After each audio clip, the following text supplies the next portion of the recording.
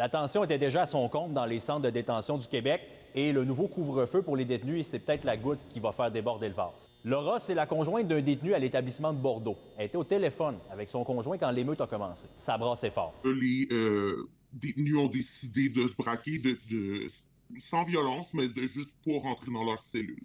À ce moment-là, quand ils ont décidé ça, ils étaient que deux gardes sur le plancher. On parle de 180 et plus détenus pour deux gardes qui ont fait appel dans le fond, les gardes des autres secteurs. Il y a plusieurs sources qui nous ont confirmé que l'émeute a duré plusieurs heures, qu'on a utilisé des gaz lacrymogènes et des grenades aveuglantes et qu'heureusement, personne n'a été blessé. Je dis à mon conjoint, reste en ligne avec moi parce que je veux savoir qu'est-ce qui se passe. Je t'inquiète. Il me dit, écoute, faut que je te laisse, faut que je te laisse.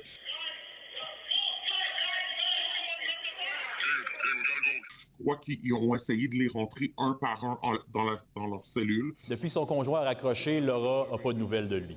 Le ministre de la Sécurité publique, Yann Lafrenière, a confirmé qu'il y a eu une émeute et lui n'est pas très surpris de la réaction des détenus.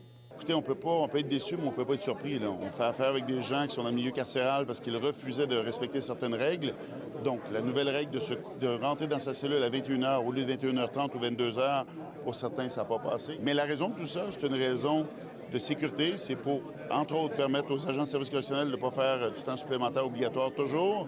Je comprends qu'il y en a qui ne sont pas contents, mais je le rappelle, c'est un milieu carcéral. Le manque de personnel, la fin des heures supplémentaires, c'est pas vraiment un argument qui achète la Ligue des droits et libertés. Ce qui est important de rappeler au gouvernement du Québec, c'est que le manque de personnel, ça peut pas être une excuse ou une justification pour bafouer des droits. Ça attise les tensions et donc c'est néfaste pour tout le monde. Une des avenues très clair que le gouvernement doit examiner, c'est la réduction de la population carcérale, c'est-à-dire de réduire le recours à l'incarcération. Sur le terrain, il y a quand même des agents carcéraux qui applaudissent la mesure. Un agent carcéral qu'on va surnommer Marcel me dit « Il est grand temps que ce type de mesure soit appliqué à une certaine proportion de la population carcérale et que le ministère se pose en leader provincial de la loi et de l'ordre.